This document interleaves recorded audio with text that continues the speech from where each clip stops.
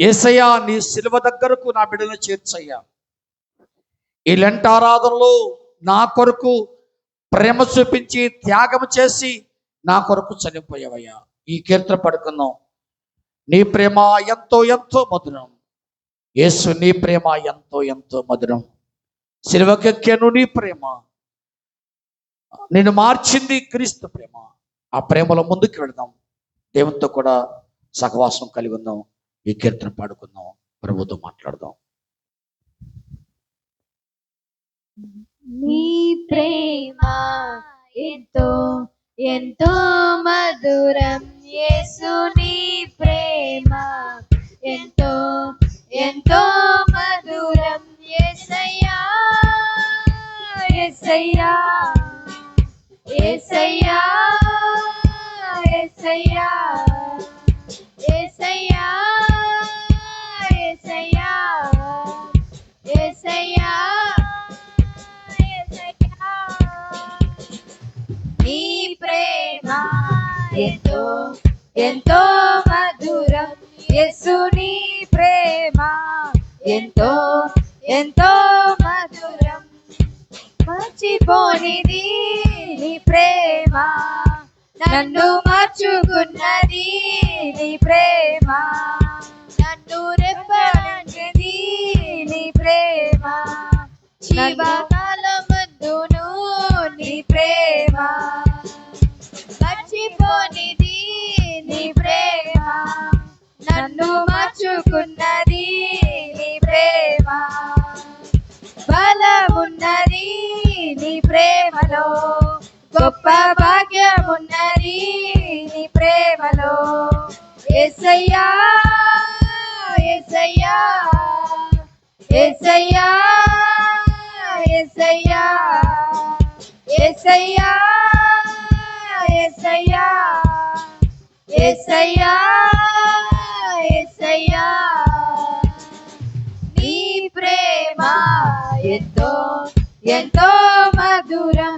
యేసు, నీ ప్రేమ ఎంతో ఎంతో మధురం. సిలువకెక్కెను నీ ప్రేమ, నాకై రక్తం కాచెను నీ ప్రేమ. సిలువకెక్కెను నీ ప్రేమ, నాకై రక్తం కాచెను నీ ప్రేమ. మరణించెను నీ ప్రేమ, నాకై తిరిగి లేచెను నీ ప్రేమ. మరణించెను నీ ప్రేమ, నాకై తిరిగి లేచెను నీ ప్రేమ. యేసయ్యా, యేసయ్యా, యేసయ్యా, యేసయ్యా, యేసయ్యా, యేసయ్యా, యేసయ్యా, యేసయ్యా, నీ ప్రేమ ఎంతో ఎంతో మధురం. యేసు, నీ ప్రేమ ఎంతో ఎంతో మధురం. చెల్లికుండునా నీ ప్రేమ, కన్న తల్లికుండునా నీ ప్రేమ, అన్నకుండునా నీ ప్రేమ, కన్న తండ్రికుండునా నీ ప్రేమ.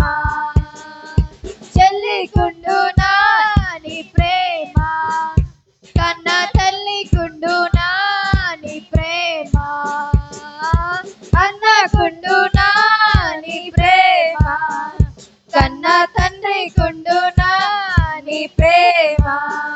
యేసయ్యా, యేసయ్యా, యేసయ్యా, యేసయ్యా, యేసయ్యా, యేసయ్యా, యేసయ్యా, యేసయ్యా, నీ ప్రేమ ఎంతో ఎంతో మధురం. యేసు, నీ ప్రేమ ఎంతో ఎంతో మధురం. నీ ప్రేమ ఎంతో ఎంతో మధురం. యేసు, నీ ప్రేమ ఎంతో ఎంతో మధురం. యేసయ్యా, యేసయ్యా యేసయ్యా యేసయ్యా యేసయ్యా యేసయ్యా యేసయ్యా యేసయ్యా యేసయ్యా ఆయన ప్రేమ తల్లి కన్న యేసయ్యా ఆయన ప్రేమ యేసయ్యా మన కోసం సిలువకెక్కాడు. ఆయన ప్రేమతో మన కోసం ఆయన రక్తము కార్చాడు. మన కోసం ఆయన మరణించాడు. తిరిగి మన కోసం తిరిగి లేచాడు. ఆయన ప్రేమ మరువలేనిది. ఆయన ప్రేమ మారిపోనిది. ఆయన ప్రేమలో బలమున్నది. ఆయన ప్రేమలో గొప్ప భాగ్యం ఉన్నది. అన్నకుండునా నీ ప్రేమ, కన్న తండ్రి కుండునా నీ ప్రేమ, మరణించెను నీ ప్రేమలో, నాకై తిరిగి లేచెను నీ ప్రేమలో, బలమున్నది నీ ప్రేమలో, గొప్ప భాగ్యమున్నది నీ ప్రేమలో. అన్నకుండునా నీ ప్రేమ, కన్న తండ్రి కుండునా నీ ప్రేమ, మరణించెను నీ ప్రేమలో, నాకై తిరిగి లేచెను నీ ప్రేమ, బలమున్నది నీ ప్రేమలో, గొప్ప భాగ్యమున్నది నీ ప్రేమలో. యేసయ్యా అందరం కలిసి ప్రార్థన. ప్రతి ఒక్కరు మౌనము గురించి అందరూ గట్టిగా పాడండి. యేసయ్యా యేసయ్యా యేసయ్యా యేసయ్యా యేసయ్యా యేసయ్యా యేసయ్యా యేసయ్యా యేసయ్యా యేసయ్యా యేసయ్యా యేసయ్యా నీ ప్రేమ ఎంతో ఎంతో మధురం. యేసు నీ ప్రేమ ఎంతో ఎంతో మధురం. యేసు నీ ప్రేమ ఎంతో ఎంతో మధురం. యేసయ్యా యేసయ్యా యేసయ్యా యేసయ్యా యేసయ్యా యేసయ్యా యేసయ్యా యేసయ్యా. ఏం చేసావయ్యా నీ కోసం నీ బ్రతుకునిచ్చావని, ఏమోసానయ్యా నీ కోసం నీవు నన్ను చూచావని, ఏం చేశానయ్యా నీ కోసం ఈ బ్రతుకునిచ్చావని, ఏమోసానయ్యా నీ కోసం నీవు నన్ను చూచావని, ఒక్కరినైనా ఒక ఆత్మనైనా రక్షించానా నీకై వెలిగించానా, ఒక్కరినైనా ఒక ఆత్మనైనా రక్షించానా నీకై వెలిగించానా. ఏం చేశానయ్యా నీ కోసం నీ బ్రతుకునిచ్చావని, ఏం మోసానయ్యా నీ కోసం నీవు నన్ను చూచావని, ఏం చేశానయ్యా నీ కోసం నీ బ్రతుకునిచ్చావని, ఏం మోసానయ్యా నీ కోసం నీవు నన్ను చూచావని. ప్రాణమిచ్చావయ్యా, బుద్ధినిచ్చావయ్యా, మాటలిచ్చావయ్యా, నాకు బ్రతుకు నేర్పావయ్యా. ప్రాణమిచ్చావయ్యా, బుద్ధినిచ్చావయ్యా, మాటలిచ్చావయ్యా, నాకు బ్రతుకు నేర్పావయ్యా. ఎన్ని ఇచ్చినా నిన్నే నేను కనపరచానా, నిన్నే ఎదిరించానా, ఎన్ని ఇచ్చినా నిన్నే నేను కనపరచానా, నిన్నే ఎదిరించానా. ఇప్పటికైనా నీ కోసం నేను కష్టపడతానయ్యా, ఇప్పటికైనా నీ కోసం నేను కష్టపడతానయ్యా. నాకున్నవన్నీ నీ పనిలోనే వాడతానయ్యా, వాడనిస్తానయ్యా. నాకున్నవన్నీ నీ పనిలోనే వాడనిస్తానయ్యా. ఏం చేశానయ్యా నీ కోసం ఈ బ్రతుకునిచ్చావని, ఏ మోసానయ్యా నీ కోసం ఈ బ్రతుకు చూచావని, ఏం చేశానయ్యా నీ కోసం ఈ బ్రతుకునిచ్చావని, ఏ మోసానయ్యా నీ కోసం నీవు నన్ను చూచావని. ధనమునిచ్చావయ్యా, ఘనతనిచ్చావయ్యా, శ్రద్ధ నిలిపావయ్యా, పోషింపజేశావయ్యా.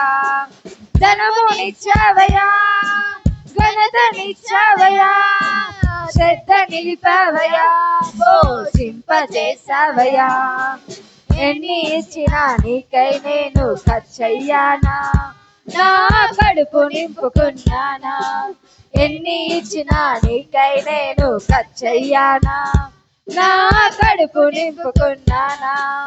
ఇప్పటికైనా నీ కోసం నే కష్టపడతానయ్యా, ఇప్పటికైనా నీ కోసం నే కష్టపడతానయ్యా. నాకున్నవన్నీ నీ పనిలోనే వాడనిస్తానయ్యా, నాకున్నవన్నీ నీ పనిలోనే వాడనిస్తానయ్యా. ఏం చేశానయ్యా నీ కోసం ఈ బ్రతుకునిచ్చావని, ఏ మోసానయ్యా నీ కోసం నీవు నన్ను చూచావని, ఏం చేశానయ్యా నీ కోసం ఈ బ్రతుకునిచ్చావని, ఏ మోసానయ్యా నీ కోసం నీవు నన్ను చూచావని. ఇల్లునిచ్చావయ్యా, వాహనమునిచ్చావయ్యా, భాగ్యమిచ్చావయ్యా, నాకు సుఖమునిచ్చావయ్యా.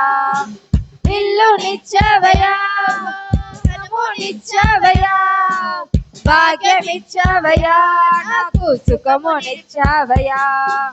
ఎన్ని ఇచ్చినా నీకై నేను కష్టించానా, సోమరినైపోయానా. ఎన్ని ఇచ్చినా నీకై నేను కష్టించానా, సోమరినైపోయానా. ఇప్పటికైనా నీ కోసం నే కష్టపడతానయ్యా, ఇప్పటికైనా నీ కోసం నే కష్టపడతానయ్యా. నాకున్నవన్నీ నీ పనిలోనే వాడనిస్తానయ్యా, నాకున్నవన్నీ నీ పనిలోనే వాడనిస్తానయ్యా. ఏం చేశానయ్యా నీ కోసం ఈ బ్రతుకునిచ్చావని, ఏ మోసానయ్యా నీ కోసం నీవు నన్ను చూచావని, ఏం చేశానయ్యా నీ కోసం ఈ బ్రతుకునిచ్చావని, ఏ మోసానయ్యా నీ కోసం నీవు నన్ను చూచావని. ఒక్కరినైనా ఒక ఆత్మనైనా రక్షించానా, నీకై వెలిగించానా. ఒక్కరినైనా ఒక ఆత్మనైనా రక్షించానా, నీకై వెలిగించానా. ఒక్కరినైనా ఒక ఆత్మనైనా రక్షించానా, నీకై వెలిగించానా. ఒక్కరినైనా ఒక ఆత్మనైనా రక్షించానా, నీకై వెలిగించానా. ఏం చేశానయ్యా నీ కోసం ఈ బ్రతుకునిచ్చావని, ఏ మోసానయ్యా నీ కోసం ఒక్కసారి చూచావని, మళ్ళా మనం చేశానయ్యా నీ కోసం ఈ బ్రతుకునిచ్చావని, నాకు ఈ మోసానయ్యా నీ కోసం నీవు నన్ను చూచావని, నాకు ఇల్లునిచ్చావు, చేశానయ్యా నీ కోసం నాకు కుటుంబాన్ని ఇచ్చావని, ఏ మోసానయ్యా నీ కోసం నీవు నన్ను నాకు ఉద్యోగాన్ని ఇచ్చావు, మంచి విశ్వాస జీవితాన్ని ఒక ఆత్మనైనా అంత మాత్రమే కాదు, రక్షించానా, నా కొరకు ప్రేమ చూపించి చనిపోయావు, నా కొరకు బలియాగమయ్యావు, ఒక ఆత్మనైనా నా కొరకు సిలువలో మరణించావు, ఒక ఆత్మనైనా వెలిగించానా, ఏం చేశానయ్యా ఒక ఆత్మనైనా దేవుని దగ్గర తీసుకురాగలిగానా. ఏ మోసానయ్యా నీ కోసం నీవు నన్ను చూచావని, ఏం చేశానయ్యా నీ కోసం నీ బ్రతుకునిచ్చావని, ఏ మోసానయ్యా నీ కోసం నీవు నన్ను చూచావని. ఒక్కసారి నేను కూడా అదే ప్రశ్న అడుగుతా, అయ్యా నన్ను ఎంతగా ప్రేమించావు, నీ కోసం నేనేం చేశాను, ఆరాధనలో చక్కని 2 పాటలు పాడారు. చాలామంది ప్రభుని స్తుతించారు, చాలామంది ప్రభుని ఆరాధించారు. కొంతమంది సిట్టింగ్లో కూర్చొని ఉన్నారు. చివరి ఒక్క నిమిషం లేచి నిలబడండి, మీ కొరకు నేను ప్రార్థన చేయబోతున్నాను. పెద్దవాళ్ళు చాలామంది నిలబడ్డారు. నిలబడగలిగిన శక్తి ఉన్న వాళ్ళు మేము గమనిస్తూనే ఉన్నాం. అయ్యా, నీ కొరకు నేను ఒక 5 నిమిషాలు నిలబడలేనా? చైర్ సపోర్ట్ చేసుకుని నిలబడలేనా? నా ముందున్న చైర్ని పట్టుకుని నిలబడలేనా? ఇంకా ఏం చేసావయ్యా నీకోసం? నేను నాకు ఈ బ్రతుకునిచ్చావు. చివరిగా నీకోసం ప్రార్థన చేయబోతున్నా. నా దేవా, నీకు వందనాలు. చెల్లికి లేని ప్రేమ, తల్లికి లేని ప్రేమ, అన్నకు లేని ప్రేమ, తండ్రికి లేని ప్రేమ నువ్వు చూపించావు. నువ్వు నా తండ్రివి, నువ్వు నా తల్లివి, నువ్వు నా సహోదరుడవు. అందుకు నీకు వందనాలు. నీ ప్రేమ త్యాగపూరితమైనటువంటిది, నీ ప్రేమ శాశ్వతమైనది, నీ ప్రేమ వెలిగించేది. మా హృదయాలు, మా ఆత్మలు వెలిగించండి. యవనస్తుల్ని దీవించండి. వారు ఉద్యోగస్తున్నారు, ఎంప్లాయీస్ ఉన్నారు, అన్ఎంప్లాయీస్ ఉన్నారు, విద్యార్థులు ఉన్నారు. వారందరూ మీరు దీవించండి. వారి తల్లిదండ్రులను బలమైన విశ్వాసులుగా, వారు హృదయంలో స్థిరపడే బిడ్డలుగా వారు సిద్ధపరచండి. యేసు నామములో ప్రార్థిస్తున్నాము తండ్రి, ఆమేన్. Thank you. ఆరాధనలో సహకరించిన ప్రతి ఒక్క యవనస్తులకి సంఘం తరపున వందనాలు చెల్లిస్తున్నామండి. ప్రశస్తమైన సమయానికి వచ్చి ఉన్నాం. అందరూ మీ గమనాన్ని ఉంచినట్లయితే ఈరోజు మొదటిగా వర్తమానం అందించడానికి మణిచందన ఉన్నారు. రెండవ వారిగా మన శివయ్య గారు అందిస్తారు. దీనిని ప్రతి ఒక్కరు గమనించవలసిందిగా తెలియజేస్తున్నాం.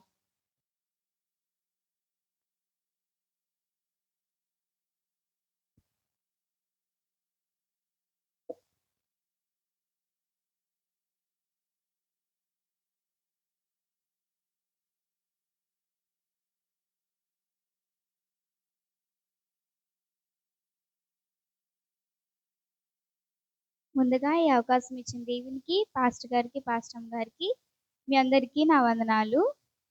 ఒక చిన్న ప్రార్థనతో ప్రారంభం చేసుకుందాం. కృపాసత్య సంపూర్ణ ప్రేమ కలిగిన మహేశ్వరాజు, మీకే వేలాది స్తోత్రములు స్తుతులు నా తండ్రి. గడిచిన కాలం అంతా నా దేవ మీరు ఎక్కడ చాటును భద్రపరిచారు, మీకే వందనాలు నా దేవ. ఈరోజు యూత్ సండేలో నా దేవ మీరే మాకు తోడుగా ఉండి కార్యక్రమం అంతా సఫలంగా ముగించాలి దేవా, మీకే వందనాలు. నేను ఇప్పుడు మాట్లాడుచుండగా నా తండ్రి మీరే నాకు తోడుగా ఉండి మంచి ధైర్యాన్ని దయచేయండి దేవా. అందరికీ అర్థమయ్యేటట్టు నేను ప్రయత్నిస్తాను దేవా, మీరే నాకు తోడుగా ఉండండి. చిన్న ప్రార్థన ఆలకించండి. వందనములు. ఆమేన్.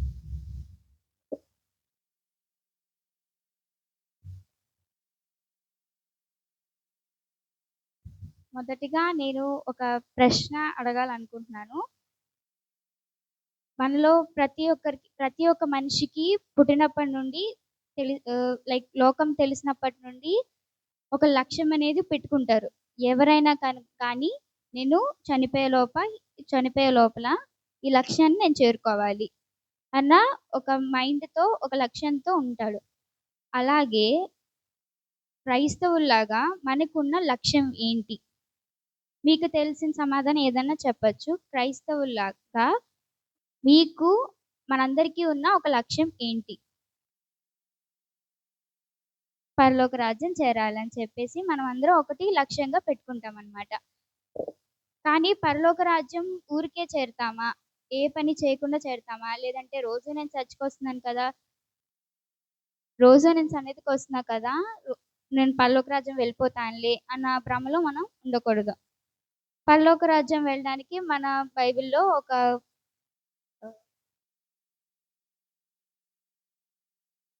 ఉపమానం ఉంది. 10 మంది కన్యకల ఉపమానం గురించి మనకు తెలుసు. పరలోక రాజ్యం వెళ్ళడానికి మనం సిద్ధపడి ఉండాలని చెప్పి 10 మంది కన్యకల ఉపమానం చెప్తుంది. దాంతో పాటు ఇంకొక ఉపమానం ఉందన్నమాట. ఆ ఉపమానమే తలాంతుల ఉపమానం. ఇప్పుడు నేను చెప్పబోయేది ఆ తలాంతుల ఉపమానం గురించే. మత్తయి సువార్త 25వ అధ్యాయంలో 14 నుండి 30 వరకు ఆ తలాంతుల ఉపమానం గురించి ఉంటుందన్నమాట.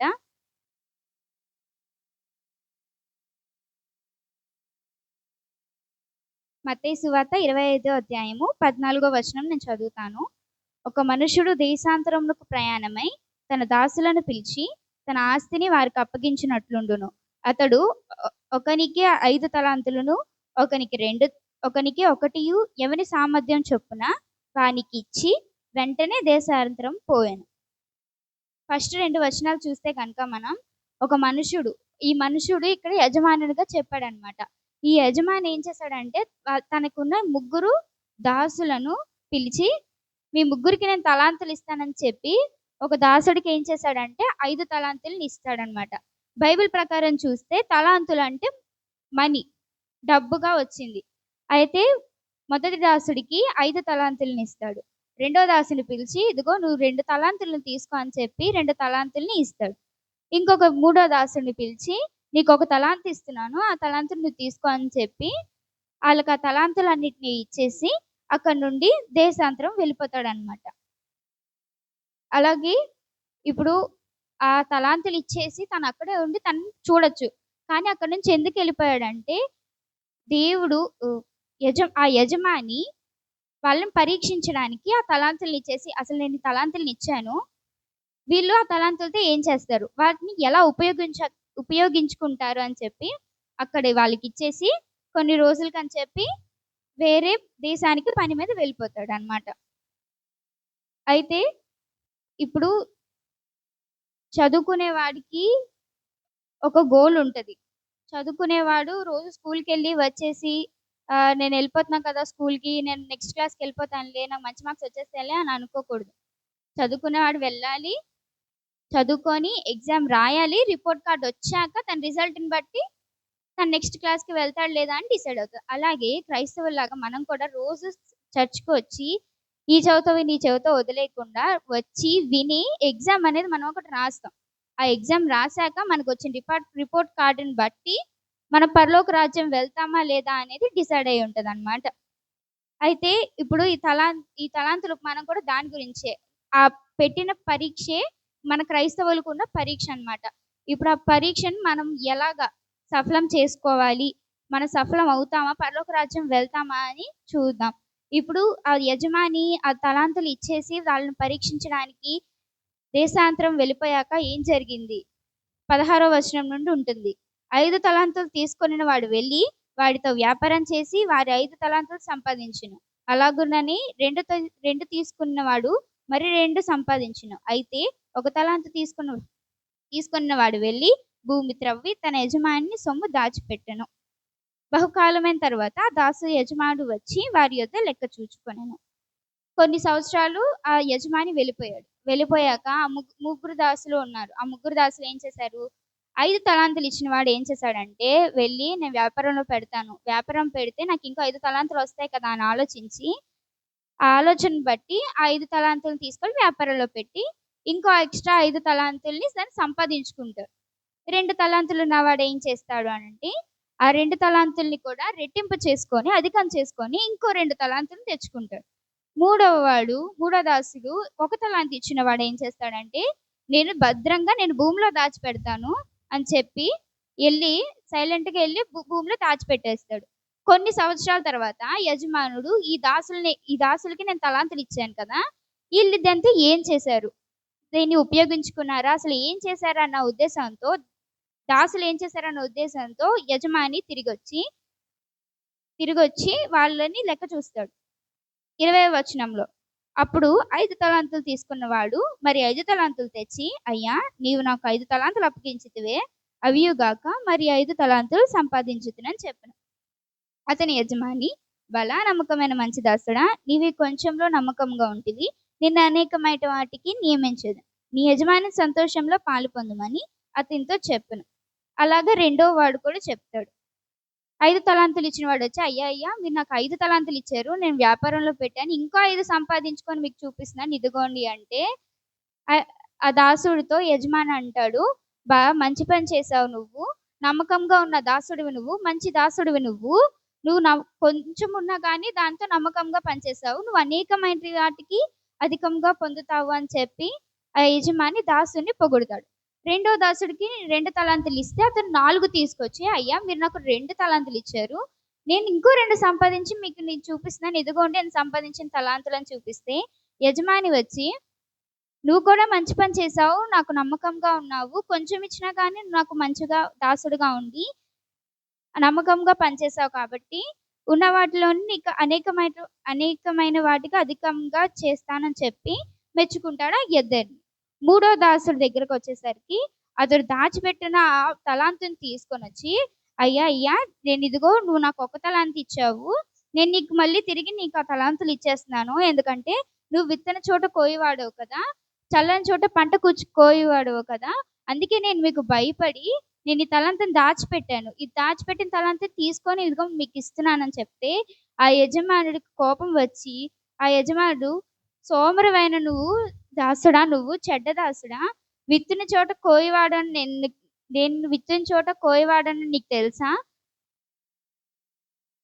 చల్లని చోట పంట కూర్చుకొని వాడని నేను నీకు తెలుసా, మరి తెలిసినప్పుడు నువ్వు వెళ్ళి ఏ సాహుకారు యొద్ద, అంటే మన భాషలో చెప్పాలంటే ఒక బ్యాంక్ అనుకోవచ్చు, నువ్వు వెళ్ళి ఆ సాహుకారులకి ఇచ్చినా నేను వచ్చినప్పుడు నేను వడ్డీతో సహా తీసుకుంటాను కదా, నీ సోమరితనాన్ని అడ్డు చూపించడానికి నువ్వెందుకు నన్ను ఇలాగ కవర్ చేసుకున్నావు, నువ్వు ఎందుకు ఇలా కవర్ చేసుకుంటున్నావు అని చెప్పి తనే తిట్టి ఆ తలాంతుని తీసేసుకొని 10 తలాంతులు తెచ్చిన వాడికి ఇచ్చేస్తాడు. ఇచ్చేసి ఆ సోమరివాడైన దాసుని తిడతాడు, పనికిమాలిన దాసుడా, నువ్వు ఎందుకు ఇలా చేసావు, నేను చీకట్లో త్రోసేస్తాను, చీకట్లో నీకు ఏడుపు ఉంటుంది, అక్కడ ఏడుపే ఉంటుంది తప్ప నీకు ఆనందము సుఖము అనేది ఉండదు, నిన్న చీకట్లో తోసేస్తానని చెప్పి చెప్తాడనమాట. ఇప్పుడు ఈ తలాంతులు ఇచ్చాక కానీ ఆ రెండో తలాంతులు ఇచ్చిన దాసుడు వచ్చి, అయ్యా నువ్వు నాకు 2 ఇచ్చావేంటి, నాకు 5 ఇవ్వచ్చు కదా, నాకు ఎందుకు ఎక్కువ ఇవ్వలేదని వచ్చి అడగలేదు, ఎందుకంటే యజమానికి వాళ్ళ సామర్థ్యం అనేది తెలుసు. కాబట్టి ఆ దాసుడికి కూడా నా సామర్థ్యం నాకు తెలుసు కదా, అందుకే కదా యజమాని నాకు ఇంతే ఇచ్చాడు, లేకపోతే నాకు 5 ఇచ్చేవాడు కదా అని ఆలోచించాడు. అలాగే ఇప్పుడు ఈ తలాంతుని కూడా ఆ మూడో దాసుడి దగ్గర నుంచి ఎలాగైతే యజమాని తీసుకున్నాడో, అలాగా మన తలాంతుల్ని మనం ఎవరికైనా అప్పగించడానికి మనం ఏమైనా ఆపర్చునిటీస్ ఇస్తున్నామా యేసయ్యకి? ఈ యజమాని ఎవరో కాదు, మన ప్రభువైన యేసయ్య. మన యేసయ్య మనకి ఏం తలాంతు ఇచ్చాడు? మన జీవితంలో మనకున్న తలాంత్ అనేది ఏంటి? మనం పుట్టాము, పెరుగుతున్నాము, చనిపోతాము, అయిపోతుంది, ఏం చేయకుండా వెళ్ళిపోతాము. కానీ మనం పుట్టామంటే ఒక కారణం లేకుండా దేవుడు ఎందుకు పుట్టిస్తాడు అనేది మనం ఆలోచించాలి. మనకున్న తలాంత్ ఏంటి? మనం ప్రార్థన చేసాడు, దేవా నా తలాంత్ ఏంటి నాకు తెలియజేయము అని ప్రార్థన చేస్తున్నామా? తలాంతు గురించి మనం తెలుసుకొని దాని గురించి దేవునికి మహిమ పరుస్తున్నామా అనేది మనం జ్ఞాపకం చేసుకోవాలన్నమాట. ఈ తలాంతు మన సామర్థ్యం బట్టి మనకి ఇస్తాడు. ఆ తలాంతు ఏమవ్వచ్చు? బైబిల్ ప్రకారం అది మనీ అయినా కానీ, మన ప్రకారం చూసుకుంటే స్పిరిచువల్‌గా చూసుకుంటే గనక తలాంతు అంటే బైబిల్ చదవడమా, ప్రార్థన చేయడమా, దేవుని పరిచర్య చేయడమా, ఏదన్నా కావచ్చు, చర్చ్ శుభ్రం చేయడం ఏదన్నా కావచ్చు. అలాగా నీకు, మాకు, మనందరికీ కలిగిన తలాంతు, దేవుడు ఒక తలాంతు ఇచ్చాడు. ఆ తలాంతు ఏంటి అనేది ఒక ప్రశ్న అనేది వేసుకోవాలన్నమాట.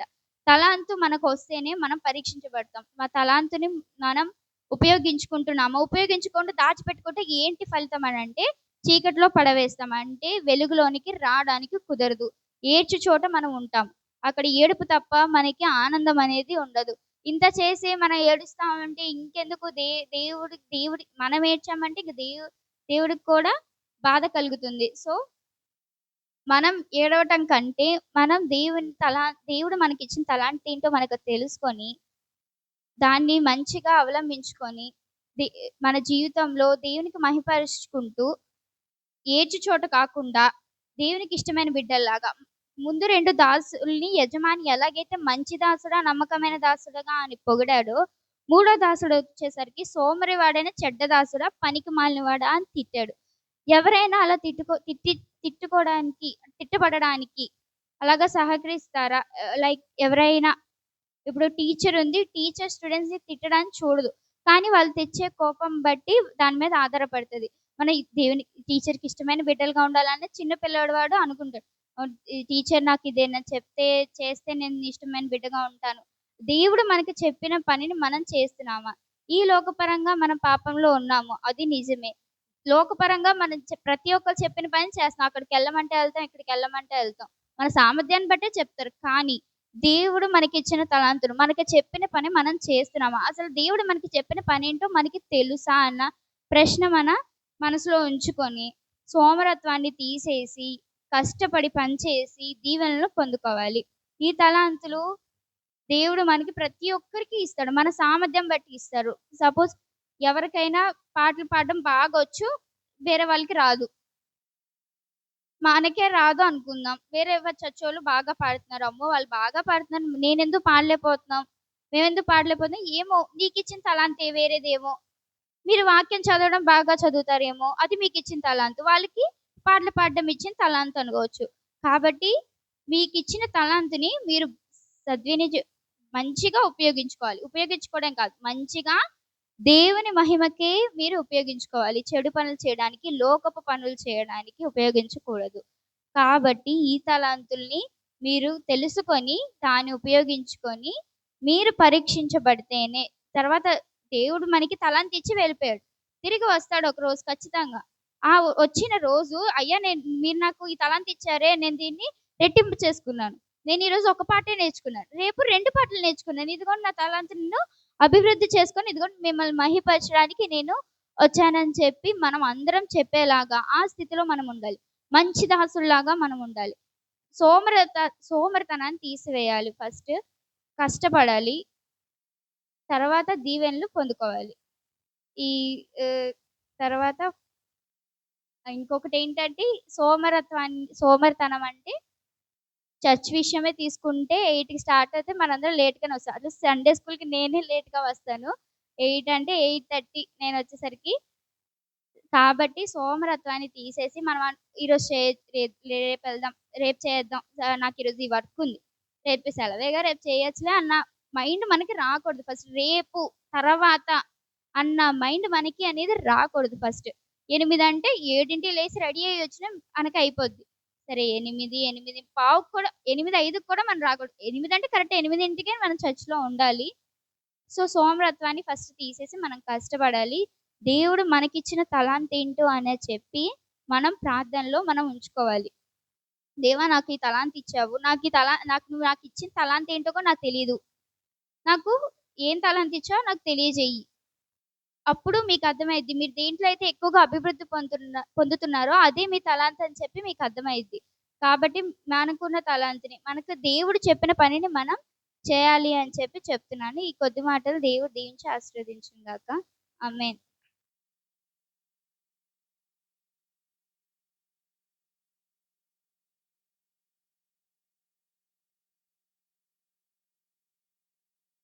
వీళ్ళ ఆయన మెంతుకందు ఇప్పుడు అర్థమైంది నాకు. ఏమని? ఆ మాట మీరు చెప్పకూడదు, మేము వినకూడదు. మేము చెప్పకూడదు, వినకూడదు. మంచిది. పరిశుద్ధ దినాన మంచి సందేశం. అట్లా సత్యం మనందరికి తెలిసిందే. కానీ ఆమె కొన్ని సత్యాలు మనకు తెలియచేసింది. ఇది చాలాసార్లు మీరు వినుంటారు. ఇది కూడా ఒకసారి ఏం చెప్పింది అనేది కాదు, ఎంత ధైర్యంగా నిలబడగలిగింది అనేటువంటిది ఒక సత్యాన్ని మనం తెలుసుకోవాలి. స్తోత్రం. హల్లెలూయా. గట్టిగా చెప్దాం హల్లెలూయా. టీ తాగొచ్చిన వాళ్ళు హల్లెలూయా చెప్దాం. హల్లెలూయా. టీ తాగొచ్చిన వాళ్ళు. సరే, టిఫిన్ చేసి వచ్చిన వాళ్ళు హల్లెలూయా చెప్దాం. బాబు గారు టీ తాగలేదంటే టిఫిన్ చేశారు అంటే 11 దాకా సార్ ఉంచొచ్చు. స్తోత్రం. హల్లెలూయా. ఖచ్చితంగా ఒక 10 నిమిషాల్లో నేను కూడా ముగించేస్తాను. చెప్పినటువంటి సందేశం పరలోక రాజ్యాన్ని గురించి బోధ చేసింది. పరలోక రాజ్యములో ఉన్నటువంటి టాలెంట్లు, తలంతుల గురించి బోధ చేసింది. ఆ బోధలో పరలోక రాజ్యం అంటే అసలు ఏంటి? పరలోక రాజ్యాన్ని బైబిల్ దేంతో పోల్చాడంటే, ఒకటి ఏదేను వనంతో పోల్చాడు, రెండోది శృంగార వనంతో పోల్చాడు, మూడోది ఉద్యానవనంతో పోల్చాడు. స్తోత్రం చెప్పండి. మూడు సందర్భాలను పోల్చాడు. ఒకటి పరలోక రాజ్యం అంటే ఏంటి? ఎక్కడ ఇద్దరు ముగ్గురు కూడి నా నామంలో ప్రార్థన చేస్తాను, వారి మధ్యలో నేను ఉంటాను. అంటే దేవుడు ఉన్న స్థలమే పరలోక రాజ్యం. పరదేశం అంటాం.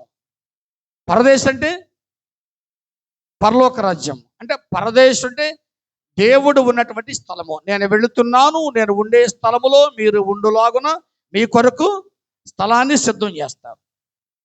ఈ ఏదెను వనము అనాది నుండి దేవుడు మనుషుల కొరకు, యథార్థవంతుల కొరకు ఏర్పాటు చేసింది ఈ వనము. దాన్ని మనం పరలోకంగా భావిస్తాం, పరలోక సందేశంగా భావిస్తాం. అందుకని యేసు ప్రభువారు సిలువ మీద కూడా రెండో మాట చెప్పిన సందేశం ఏంటంటే, నేడు నీవు నాతో కూడా పరలోకంలో ఉంటావు. పరదేశైనా పరలోకం అన్నా ఒకటి కాదంటారా? పరదేశం ఇప్పుడు మనం పరదేశంలో ఉండాలి, పరలోకంలో ఉండాలా? ఆ దొంగ ఏమన్నాడు? నీవు నాతో కూడా పరదేశంలో ఉంటావన్నాడు. పరలోకం పరదేశం ఒకటి కదా. అంటే ఇప్పుడు యేసు ప్రభు పరలోకంలో లేడా? మరి అట్లా మాట తేడానే కానీ భావం ఒకటి వ్యత్యాసం కదా. సరే నా మాట కదా. అంటే యేసు ప్రభు పరలోకంలో ఉన్నాడు. నేను వెళుతున్నాను, నా తండ్రి ఇంటి అనేక నివాసములు కలవు, లేని ఎడల నేను మీతో చెప్పుతున్నాను. ఆ మాట్లాడే సందర్భాన్ని ఒకసారి మనం జ్ఞాపకం చేసుకుంటే, ఆది కాండము 2వ అధ్యాయం 8వ వచనాన్ని ఒకసారి చూద్దాం.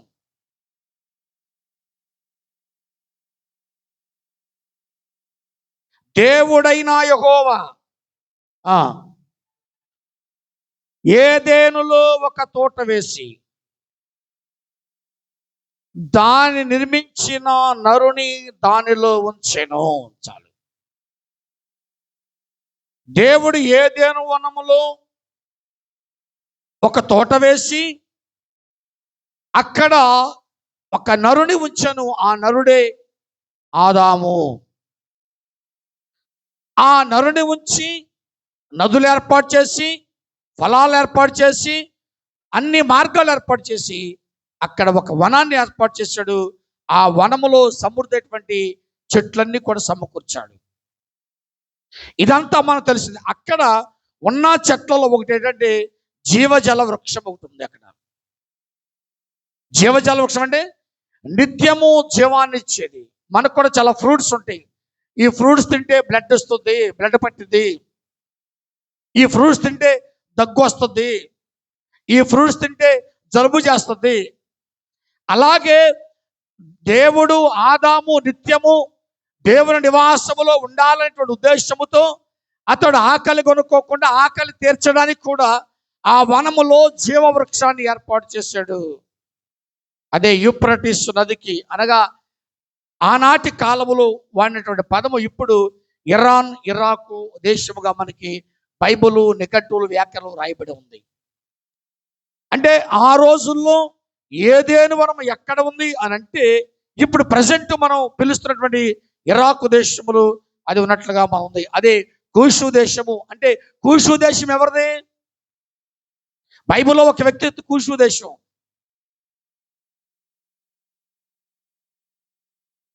ఊజు రాజులు నివాసం చేసినటువంటి స్థలం అది. ఊజు ఉంది. ఊజు ఎవరిది? ఏబుది. ఇక్కడ 2వ అధ్యాయము 13వ వచనం చూస్తే అక్కడ ఒక మాట మీకు నేను తెలియజేస్తాను, చూద్దాం.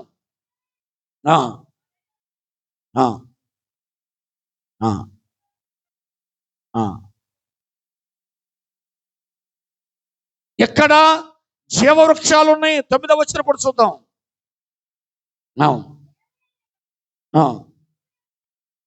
చూపునకు రమ్యమైనదియు ఆహారములకు మంచిదను ప్రతి వృక్షమును జీవవృక్షమును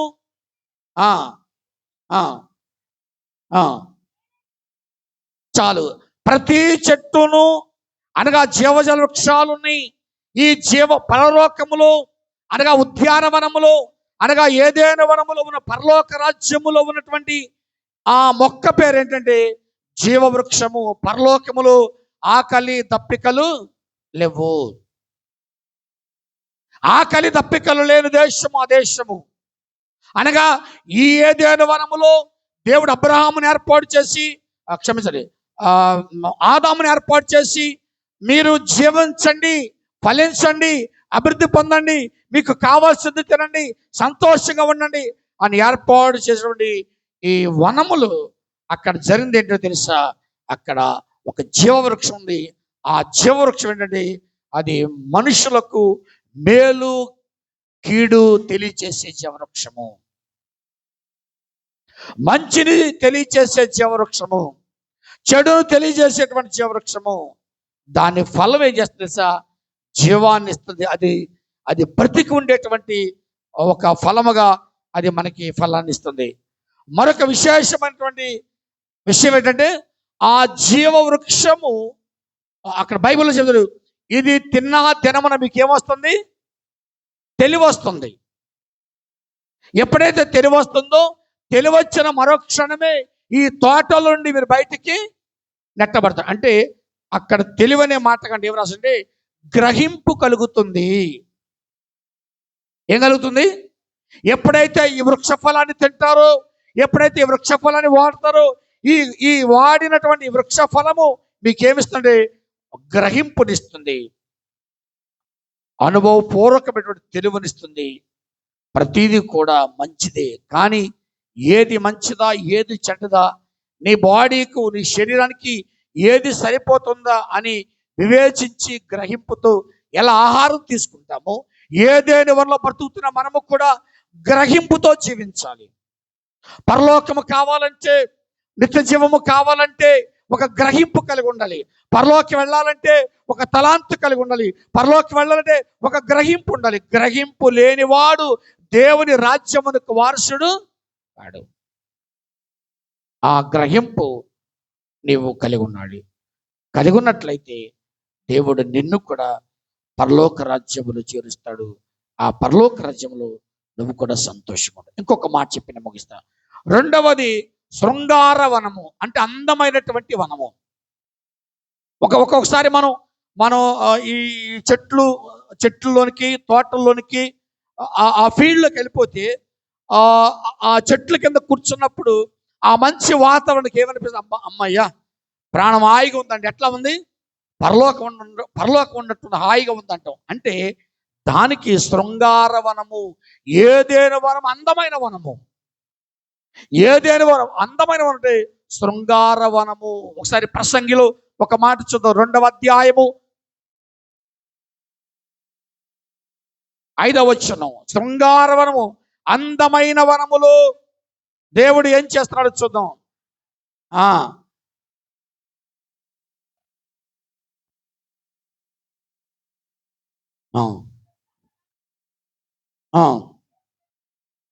అక్కడ ఒకసారి ప్రసంగి 2వ అధ్యాయము ఒక్కసారి మనం చూడగలిగితే అక్కడేముందో తెలుసా? 5వ వచనములో చాలా చక్కని మాట ఉంది. చదువమ్మా.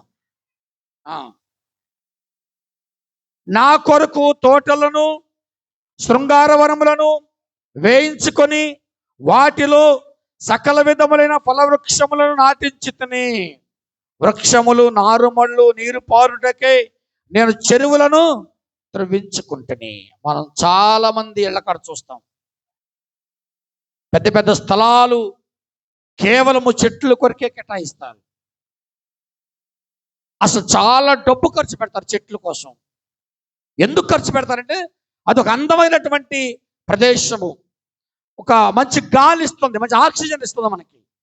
చాలా డబ్బులు ఖర్చు పెడతాం. ఈ మధ్య నేను దేవబాబు గారికి వెళ్తే చాలా డబ్బు ఖర్చు పెట్టి దానికి ఒకలాంటి ప్లాన్ చేసుకున్నారు. కొన్ని లక్షల రూపాయలు ఖర్చు పెట్టి. ఎందుకు చేసుకున్నామంటే ఆ స్థలములో మనిషికి ఏం కలుగుతుంది? ప్రశాంతత కలుగుతుంది. ఇక్కడ ఉన్నటువంటి చెట్లు ఎక్కడెక్కడి నుంచో తీసుకొస్తాం. ఇక్కడ లేని చెట్లు వేరే రాష్ట్రం నుండి, వేరే దేశం నుండి ఫలాలు కూడా, ఇది ఆస్ట్రేలియా ఫలం అండి, ఇది ఇంగ్లాండ్ ఫలం అండి, ఇది ఇంకో దేశ ఫలం అండి అని అన్నారు. ఆ ఫలాలను మనం భుజించాలి. అది ఎక్కడ దొరికిందంటే మనకి శృంగార వనములో దొరుకుతాయి.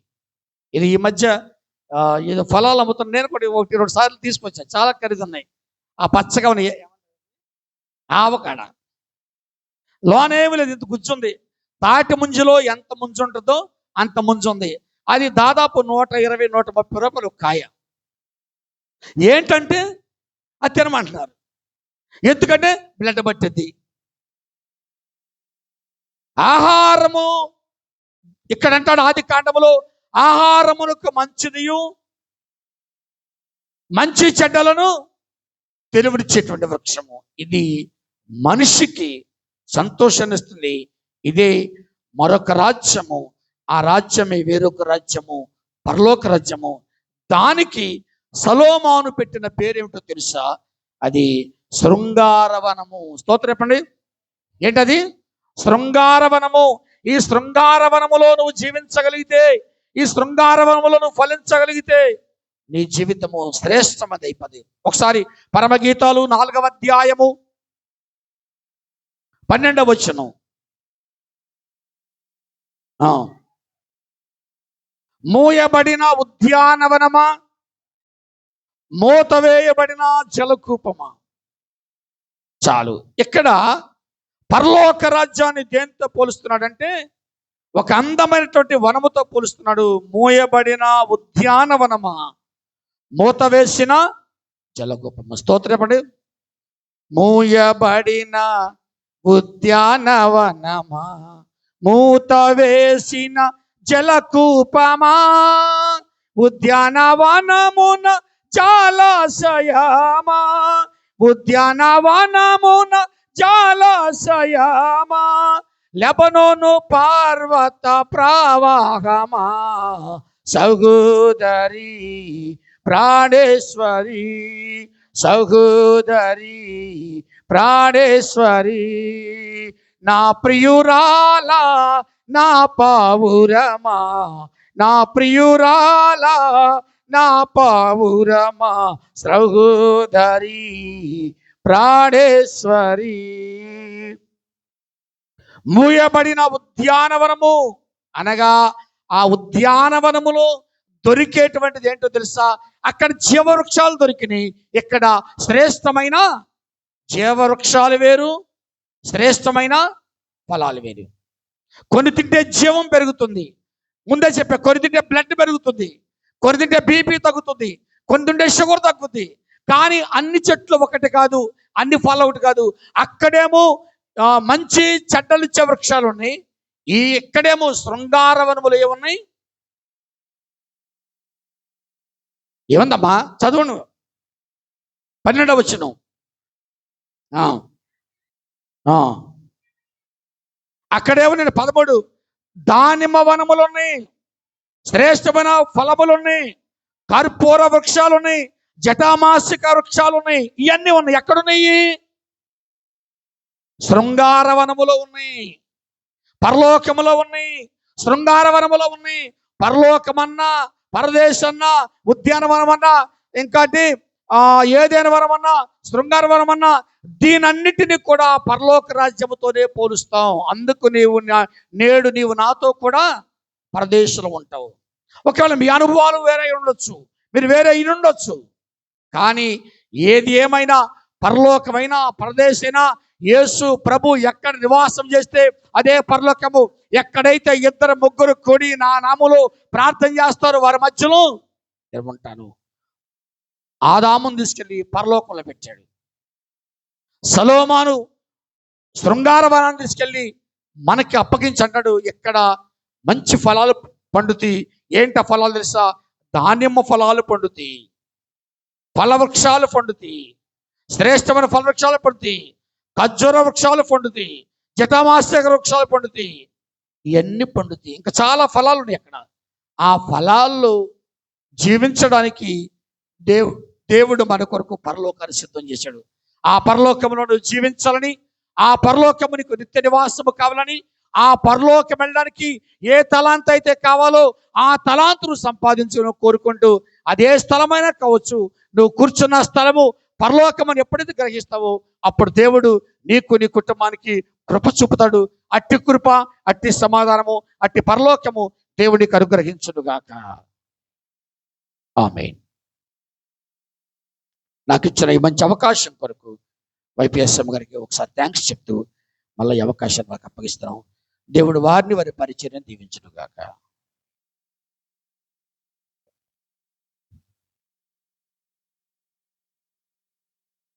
మంచి వర్తమానం అందించిన శివాయి గారికి నా తరపున వందనాలు చెల్లిస్తున్నానండి. అలాగే యవనస్తురాలైన మణిచందన తన జీవితంలో ఇంకా ఎదుగులాగున మీ ప్రార్థనలో జ్ఞాపకం చేసుకోండి. అందరు లేచి నిలబడినట్లయితే కానుకలు పట్టుకుందాం.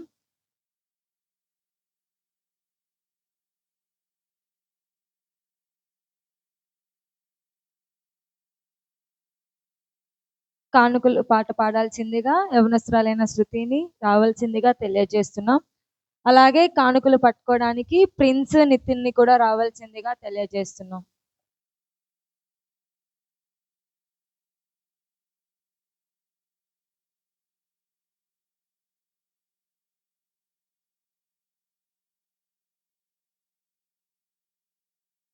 ప్రిన్స్ నితిన్.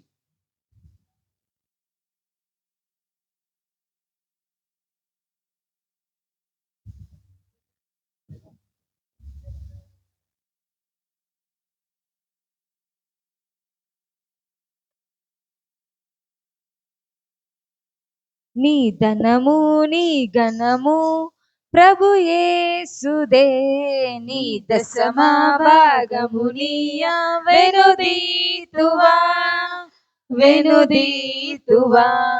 నీ ధనము నీ ఘనము ప్రభు యేసుదే, నీ దశమా భాగము నీయ వెనుదీతువా వెనుదీతువా. ధరలోన ధనధాన్యములనీయగా కరుణించి కాపాడి రక్షింపగా. ధరలోన ధనధాన్యములనీయగా కరుణించి కాపాడి రక్షింపగా.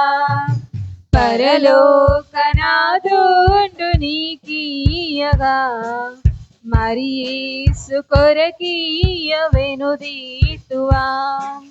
పరలోకనాథుండు నీకీయగా మరి యేసు కొరకీయ వెనుదీతువా. నీ ధనము నీ ఘనము ప్రభు యేసుదే, నీ దశమా భాగము నీయ వెనుదీతువా వెనుదీతువా. పాడి పంటలు ప్రభువు నీకీయగా కూడు గుడ్డలు నీకు దయచేయగా. పాడి పంటలు ప్రభువు నీకీయగా కూడు గుడ్డలు నీకు దయచేయగా. వేడాంగ ప్రభు యేసు నామమును గడువేల ప్రభుకీయను క్రైస్తవా. వేడాంగ ప్రభు యేసు నామమును గడువేల ప్రభుకీయను క్రైస్తవా. నీ ధనము నీ ఘనము ప్రభు యేసుదే, నీ దశమా భాగము నీయ వెనుదీతువా వెనుదీతువా. వెలుగు నీడలు గాలి వర్షంబులు కలిగించే ప్రభు నీకు ఉచితంబుగా. వెలుగు నీడలు గాలి వర్షంబులు కలిగించే ప్రభు నీకు ఉచితంబుగా. వెలిగించే ధరపైన ప్రభు నామము కలిమి కొలది ప్రభున కర్పింపవా. వెలిగించే ధరపైన ప్రభు నామము కలిమి కొలది ప్రభున కర్పింపవా. నీ ధనము నీ ఘనము ప్రభు యేసుదే, నీ దశమా భాగము నీయ వెనుదీతువా వెనుదీతువా. కలిగించే సకలాంబు సమృద్ధిగా తొలగించే పలు బాధ పరితాపులు కలిగించి సకలాంబు సమృద్ధిగా తొలగించే పలు బాధ పరితాంబులు బలియాయని పాపములకేసువే చెలుపాంగ ప్రభుకీయ చింతితువా బలియాయని పాపములకేసువే చెలుపాంగ ప్రభుకీయ చింతితువా నీ ధనము నీ ఘనము ప్రభు యేసుదే నీ దశమా భాగము నీయ వెనుదీతువా వెనుదీతువా. హల్లెలూయా.